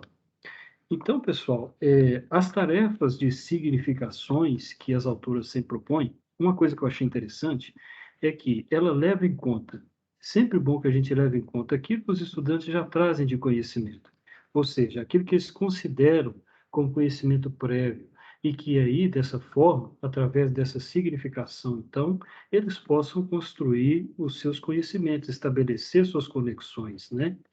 Então, tudo isso entra, como a gente está falando aqui, no pacote aí dessas boas ações para o professor mediador, né? Ou seja, ele precisa ter boa comunicação, saber, quando eu falo comunicação, é no sentido de saber também entender esses pontos, né? De saber receber, de olhar, de verificar o conhecimento também sendo construído da forma que cada um pode aprender daquela forma, né? De como cada um tem de representar esse conhecimento. Então, pessoal, essas interações com o professor mediador, através dessas tarefas, né, nesse sentido, ela então pode propor a construção desse caminho que cada um vai trilhar, vai poder se sentir, de certa forma, abraçado em construir seu conhecimento, né? Na valorização da sua forma de pensar, do seu raciocínio, porque muitas das vezes essa tarefa ela já parte de algo que já faz sentido, é um significado para eles. Então, o ponto de partida aí é muito importante, né? Então, seria isso a nossa ideia, né, também trazida pelos autores sobre as propostas aí das tarefas significativas. Beleza, pessoal? Agora, alguém tem alguma pergunta? Gostaria de fazer? Agora estamos abertos para discussões, gente. Isso. Bárbara, você quer começar falando que você estava querendo falar aquela hora? Pode ser. É só porque aquela hora vocês estavam falando, acho que era de não considerar errado o que o menino falou, só porque a gente consegue falar mais sobre os poliedros e tal. E aí, eu só ia comentar que em uma atividade, eu concordo com isso, e inclusive acho que a gente tem que ter justamente essa intervenção que ele falou, problematizando. Por exemplo, chegar com um outro prisma e falar, mas esse prisma também se encaixa na sua definição. Então, o que mais, sabe? Incentivar o aluno, assim, a ele mesmo descobrir. Porém, sei lá, se fosse uma avaliação, eu acho que para a gente considerar certo ou errado, isso acaba caindo na questão de pontos e coisas assim que tem nas escolas normalmente que a gente é obrigado a participar também, né? Fazer. E nesse caso, eu imagino que a gente deve corrigir de acordo com o que a gente vê em sala de aula, do que nós mesmos, como professores, fomentamos. E aí eu acho que é nesse ponto que a gente encaixa o certo ou errado, do que a gente viu em sala e do que a gente desenvolveu com os alunos. E claro, se todo mundo se confundir na mesma coisa, aí você sabe que o problema é seu, né? Mas é isso só. Jussara, sua vez. Vou até pegar um gancho aí na fala da Babi, né? Quando a gente faz uma correção como certo ou errado, a gente toma como parâmetro a matemática, eu vou falar aqui acadêmica, né? A matemática oficial. E se ao invés de a gente tomar esse parâmetro, essa matemática como parâmetro, a gente passasse a considerar a evolução, o progresso do aluno naquele período de tempo, né? E eu peguei aqui um trecho do livro, onde as autoras falam assim, está na página 38, a aprendizagem dos alunos se dá num movimento contínuo de significações, passando de movimentos intuitivos para generalizações mais abstratas. Nesse movimento, a palavra ocupa um papel central, a mediação, a escrita, lembrando que a mediação é um conceito lá do Vygotsky, né? A relação entre sujeito e objeto é mediada por artefatos, pela linguagem, etc. E aí, por meio dessa mediação, da palavra, etc., que a criança vai produzindo significações e avança para níveis mais generalizados do conceito. Né? Então, é um processo, ela fala que o tempo todo no processo de elaboração conceitual. Né? Então, se a gente, ao invés de olhar para tomar matemática ou a geometria euclidiana como parâmetro para ver o quanto que o aluno se aproxima ou não desse nível, desse parâmetro, se a gente olhar para o quanto o aluno evoluiu num certo período, a gente tem uma outra forma de avaliar que leve em conta esse processo de elaboração conceitual. Era isso que eu queria falar. Eu acho que quem levantou a mão depois foi a Paloma, não foi? Fui eu. Eu só ia falar que eu concordo com o que vocês estão falando, e eu ia só completar um pouquinho da fala da Bárbara, que eu concordo, eu acho que realmente é muito legal a gente falar essas coisas aqui, mas chegar lá na prática, o que é cobrado da gente é uma resposta certa e errada, uma nota 60 ou abaixo de 60, né? Mas eu acho que aí a gente tem que pensar como que a gente quebra esse ciclo, né? Como que a gente vai quebrar isso. E eu acho que uma maneira da gente poder fazer isso também é, ao invés de só devolver para o aluno o C ou um X, por que a gente não devolve uma pergunta? Ou, sei lá, sabe? Abre uma justificativa, uma conversa, abre algum tipo de diálogo. Começando assim, eu sei que é difícil quebrar esse ciclo, mas é uma maneira de começar também, né? Júlia, você tá com a própria mão levantada. É porque eu queria completar exatamente o que a Jussara falou, é porque uma das perguntas que eu quis colocar era se o aluno gostava de geometria, exatamente para poder pontuar exatamente esse ponto. Deu para perceber que a aluna Lívia não gostava de geometria, ela não gostava de fazer esses exercícios. Então, quando eu vi a resposta dela usando uma coisa geométrica, quer dizer que os lados vão ter o mesmo diâmetro em todo o comprimento, aquilo me fez pensar exatamente nisso, que ela desenvolveu de uma coisa que ela não gosta, saber o conteúdo. Então, eu acho que isso tem que sim ser levado em consideração. Exatamente como a Paloma falou, a gente tem que ainda descobrir uma forma de quebrar exatamente esse paradigma que a gente está preso, exatamente essa situação que a gente está preso dentro do ensino da matemática, para encontrar uma forma de saber ensinar, conseguir ensinar o aluno e não só pontuá-lo. O Peterson tinha levantado a mão, mas depois abaixou. Ele ainda quer falar? Na verdade, o que acontece? Eu abaixei a mão porque eu ia falar uma coisa e ainda estou tentando raciocinar, colocar certinho o que eu estou pensando. Porque é o seguinte, vocês fizeram a pergunta, né? Como construir um espaço no qual os alunos se sintam confortáveis em expressar suas perspectivas? E eu acho que essa pergunta, talvez ela poderia ter um curso sobre isso. Não sei, porque eu acho que é uma pergunta, assim, ela é tão rica, ela é uma pergunta que, né, eu acho que se o professor, em geral, soubesse trabalhar com isso, eu acho que a educação, ela ficaria, né, de uma forma, e ela andaria de uma forma muito melhor. E eu penso assim, algumas coisas, igual eu falei, eu acho que essa pergunta é muito complexa, mas eu consigo pensar em algumas respostas assim que pode ajudar no debate. Primeiro, eu acho que a gente tem que partir do respeito, né? Respeitar as ideias aí e as opiniões aí dos alunos, mesmo que sejam absurdas de alguma maneira, porque eu levo isso muito pelo que a gente tem nos SECs. Eu já passei por situações em sala de aula de professor falando assim, não, mas pelo amor de Deus, você não devia estar aqui no FMG, você não teria capacidade para estar aqui no FMG, porque o aluno deu uma resposta que, enfim, né, para o professor foi absurdo. Eu acho que isso afasta muito o aluno. E às vezes a pessoa pode falar assim, não, mas isso aí acontece na faculdade, Peterson. Não acontece numa escola do ciclo básico e tudo mais. Eu conto a minha experiência mesmo. Eu entrei na escola onde que eu trabalho hoje porque a professora de matemática foi demitida porque ela falava com os alunos do 6º ano que eles eram burros. Nossa, mas você é burro demais, você não sabe fazer isso? Então, assim, é claro que foi uma... Eu não sei nem falar, né, se foi uma exceção, se foi algo assim que realmente eu caí de paraquedas nesse caso que aconteceu, mas talvez isso pode ser, né, mais normal do que a gente imagina.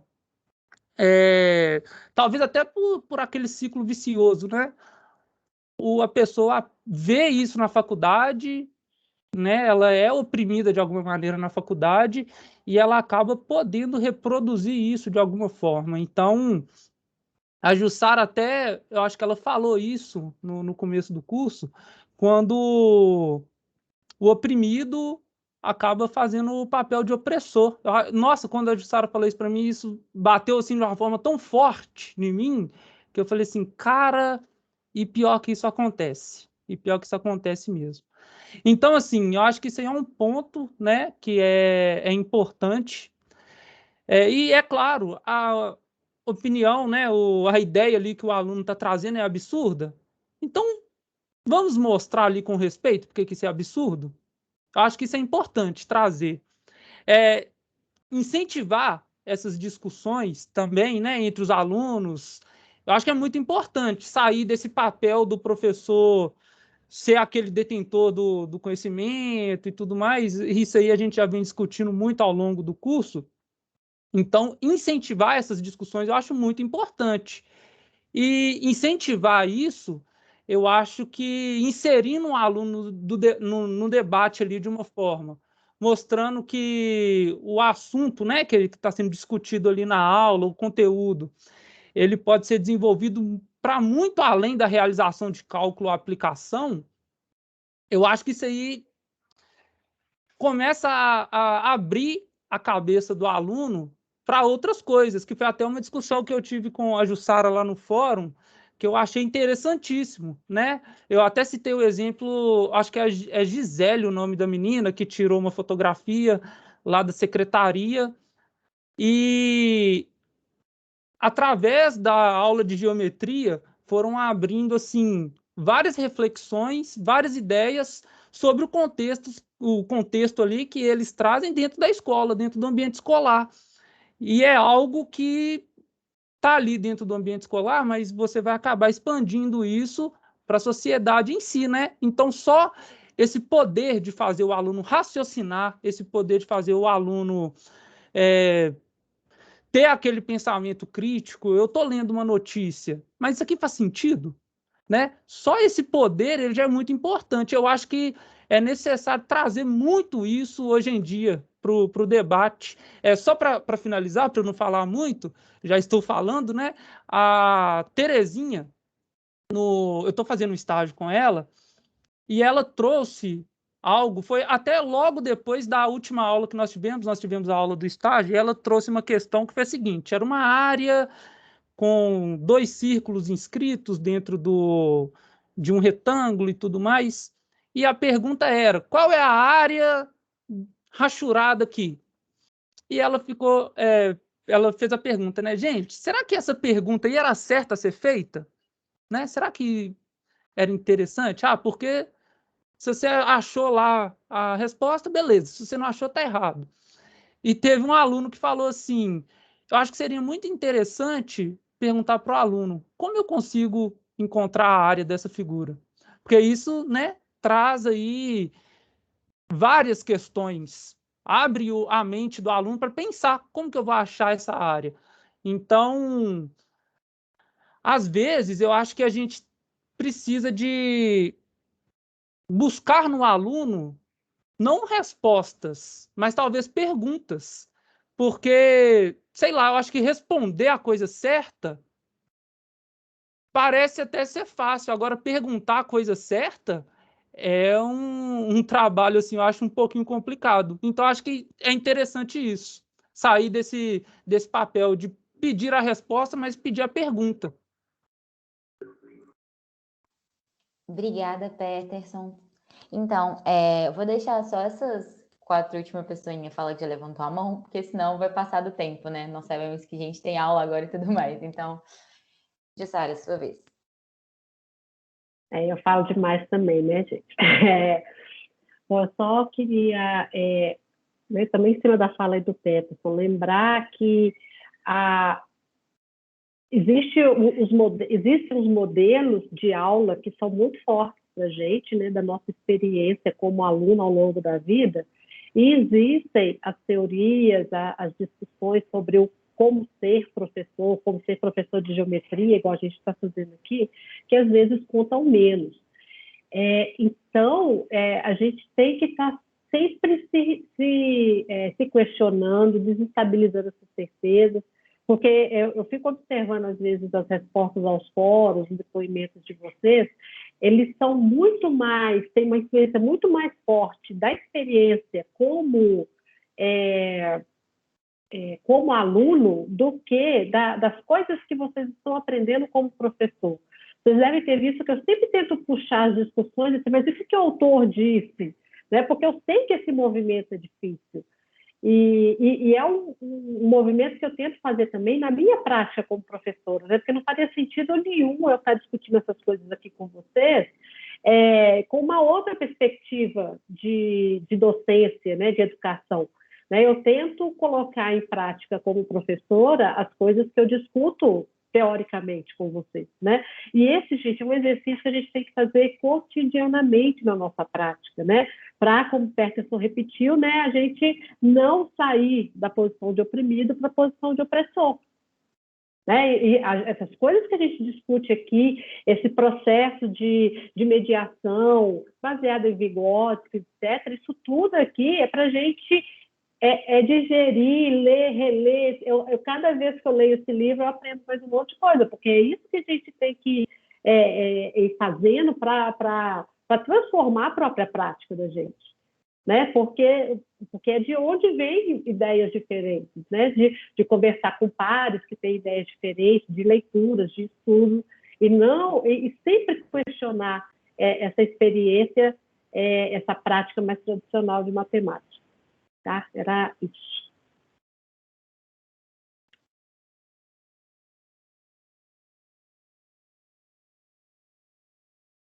Bárbara, pode ir. Obrigada, Jussara. Sobre o que... Eu esqueci o nome dele, que o menino anterior estava falando. Eu acho que... ele. Eu acho que nós, como professores, pelo que a gente já estudou e está em conjunto, acho que a gente tem noção, assim, do linguajar de sala de aula, de tomar cuidados com certas expressões, nem ser tão direto de chamar aluno de burro, eu falo, mas só de falar, isso aqui é fácil, é assim, assim, assim. Isso é chato de se falar. Agora, uma coisa que já me pegou em sala de aula eram outros alunos, que eu tinha muita dificuldade de criar um ambiente saudável com os outros alunos, porque tem sempre na sala de matemática um que sabe mais matemática e que quer aparecer para os outros e fica interrompendo e chega e fala na frente do coleguinha, e às vezes esse aluno chama os outros de burro, e é meio complicado, eu tenho um pouquinho de dificuldade de lidar com esses.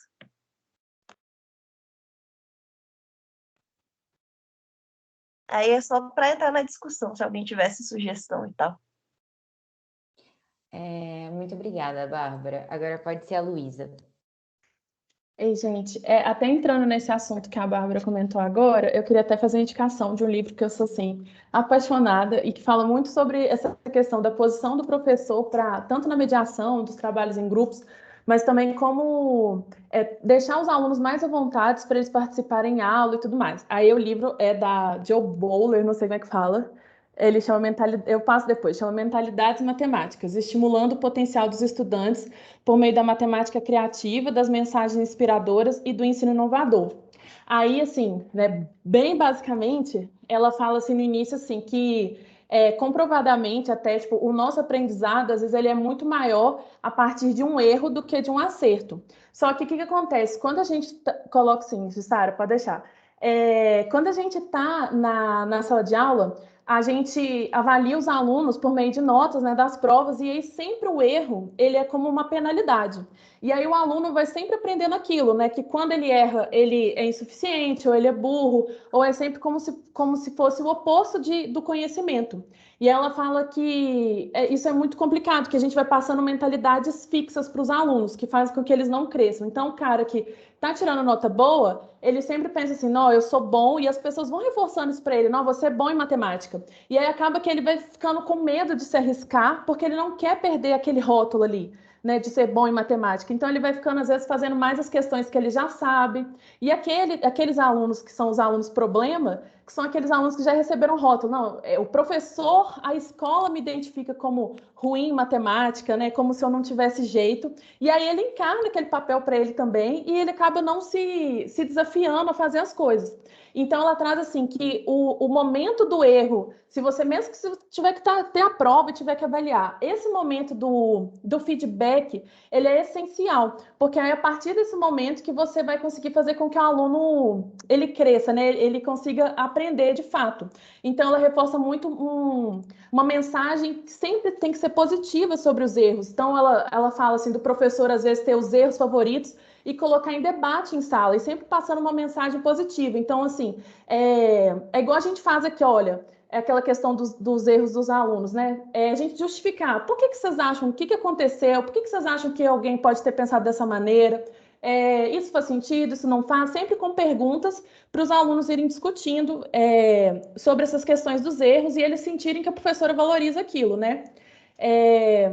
E com relação às questões do trabalho em grupo, né, ela fala até de trabalhos, assim, depois do futuro. O livro é muito grande, tem vários assuntos, mas quando ela toca nessa questão das dinâmicas de grupo, ela sempre fala, assim, que é muito importante que o professor, ele instigue com perguntas, e não, às vezes não só ele, né, porque o professor às vezes não dá conta de ficar indo ali grupo por grupo, perguntando e tudo mais. Mas ela fala, por exemplo, ela estabelece tipo algumas regras. O grupo só pode vir aqui até mim, me perguntar alguma coisa, assim que tipo vocês todos tiverem tirado as dúvidas um dos outros, quando vocês estiverem entendendo o que cada um está pensando. E ela pede também sempre, por exemplo, que no final um aluno ele fique como responsável por poder explicar qual foi o raciocínio apresentado ali por cada um, o que eles discutiram, e também incentiva os alunos a sempre não ter uma posição meio passiva, de tipo assim, eu posso copiar isso aqui que você fez? Mas não, de falar assim, olha, por que você fez isso? E nesse passo, o que aconteceu? Sempre ela fala assim, de serem céticos. E até assim, mesmo se eles já saberem como é que faz a questão, eles se colocarem assim, como não sabendo, para fazer com que o outro aluno também explique, sabe? Tipo, serem o mais céticos possíveis e perguntarem o máximo que der. E é isso. E eu só queria comentar mais uma coisa, que teve esse caso lá, eu queria contar sobre um caso, que a Jussara até falou assim, que não necessariamente todo trabalho em grupo, ele pode quebrar com esse paradigma, né? Então, vamos supor assim, mesmo que seja uma lista de exercícios, o aluno, mesmo que seja em grupo, a gente pensa assim, os alunos podem conversar entre eles. Só que se não tiver essa mediação do professor, pode ser muito complicado. Aí eu lembro de um caso de uma aluna minha de aula particular, que ela sempre, todas as vezes, ela chegava com dúvida de exercícios já resolvidos. E eu assim, gente, o que está acontecendo aqui? Aí ela explicava, ela sempre começava contando assim, é porque o professor divide a gente em grupos na sala com os exercícios para fazer. Aí ela contava assim, que o professor sempre pega uns alunos que sabem, e a gente, assim, que é meio burro, ela falava desse jeito, que é meio burro, para os outros inteligentes ajudarem. Então já começa assim, né? A gente acha que às vezes os alunos eles não sabem que a gente sabe disso, sabe? Que quem tem mais facilidade dentro da sala, então eles percebem. E olha como é que aquilo foi gerando assim um impacto negativo, né? Ela já foi se inferiorizando simplesmente pela divisão dos grupos. E aí ela falava assim ela falou assim, a gente fez lá na aula, né? O pessoal explicou assim, aí eu fingi que entendi, né? Porque eu não queria parecer burra e só copiei, mas eu não faço ideia do que seja isso. Então você vê assim, não é nem que o trabalho em grupo mal orientado pelo professor, ele simplesmente não vai acrescentar o aluno. Ele pode, além de não acrescentar, ele pode gerar um impacto ainda mais negativo para que o aluno se sinta ainda mais retraído e se sinta mais inferiorizado ainda na situação. Então, quando propor um trabalho desse, é realmente muito importante ter uma orientação para evitar esse tipo de coisa. E é isso.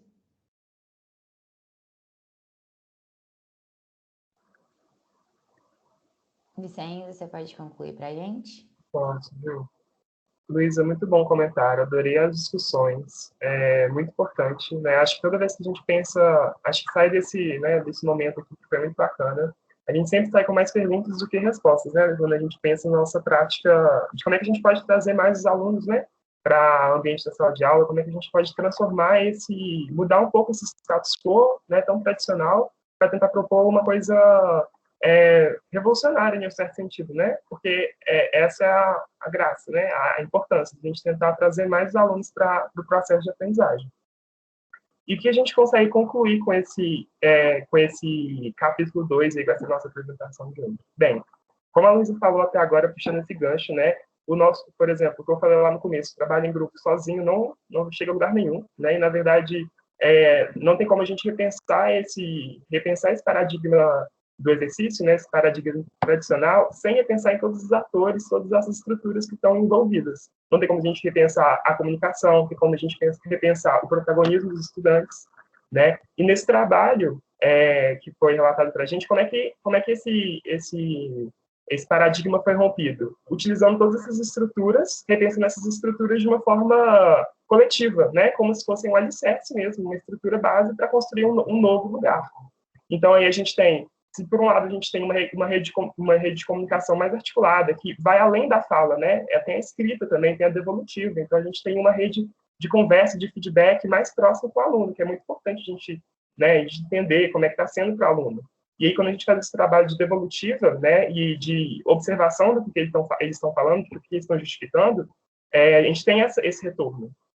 Então, se por um lado a gente tem uma comunicação mais estruturada, né, os alunos eles estão num holofote maior, né, com maior protagonismo, os olhares são deles, né, o próprio título do capítulo não é tecendo imagens para os atores, mas tecendo imagens com os atores. Então já tem uma noção aí de colaboratividade, da necessidade de construir um ambiente de sala de aula que seja um ambiente colaborativo, né, de um ambiente que o conhecimento não é mais do professor, né, é um conhecimento de todos, que aquele conhecimento é coletivo. E aí, quando a gente pensa nessa coletividade, é claro que estão envolvidos aí também essas questões sociais, né, socioemocionais, e qual que é a importância disso, né, de a gente conseguir mostrar para os alunos que nós estamos lá, que nós preocupamos, que a gente está observando o que eles estão falando, a gente está fazendo uma devolutiva, a gente está confiando o material para eles, né, a professora pesquisadora confiou a câmera. Eu acho que isso... E aí tem um relato de um aluno muito interessante, que ele fala que, nossa, eu fiquei muito impressionado, né? Achei muito legal que ela confiou. E eu acho que isso também é uma micro atitude muito importante, né? Para a gente mostrar que a gente está lá, que a gente está... que aquele ambiente lá é um ambiente de confiança. Que ele pode se expor, né? Que ele pode falar para a gente, que ele pode falar com os colegas e que aquele conhecimento ele pode ser coletivo, né, para a gente conseguir realmente chegar nesses objetivos pedagógicos lá do começo, né, que tinha definido. E é isso, pessoal. Só a gente concluir aí por minutinho. Então é isso, pessoal. A gente queria pedir desculpa aí por passar um pouquinho do tempo, mas a gente pensa que essas discussões sejam muito importantes, principalmente para a gente que está formando aí, né, na docência.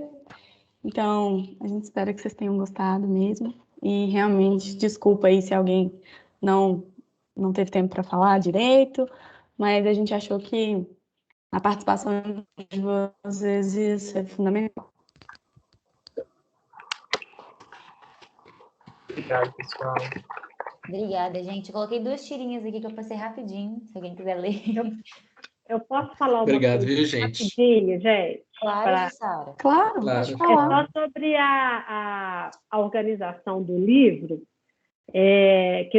igual no início da aula eu falei, né, que esse capítulo 2 era dedicado à metodologia, né, que as pesquisadoras usaram.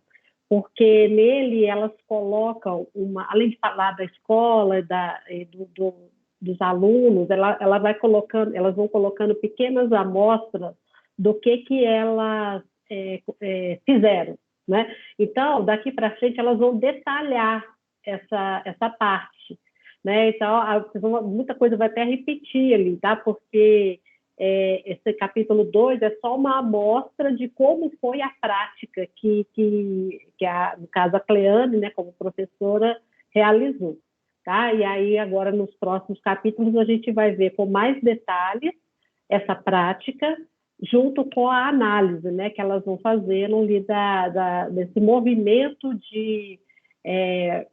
da elaboração do conhecimento da geometria pelos alunos, tá bom? Obrigada, viu, gente? E aí eu queria pedir para os 2 grupos mandarem para mim os slides, tá? Me ajuda para eu lembrar como é que foi a apresentação, para eu dar um retorno para você. Posta no fórum, professora, eu ia pedir isso. Oi? Eu ia sugerir para postar no fórum lá, ia ser interessante para a gente também. Se o grupo concordar, tudo bem. Beleza. Combinado. Tá, gente, obrigada e até segunda. Obrigada, pessoal. Tchau, pessoal. Até semana que Obrigado. vem. Pessoal, obrigada. Tchau, gente. Obrigado pela Obrigada. participação, gente. Boa noite. Bom descanso para todo mundo. Boa noite. Obrigada.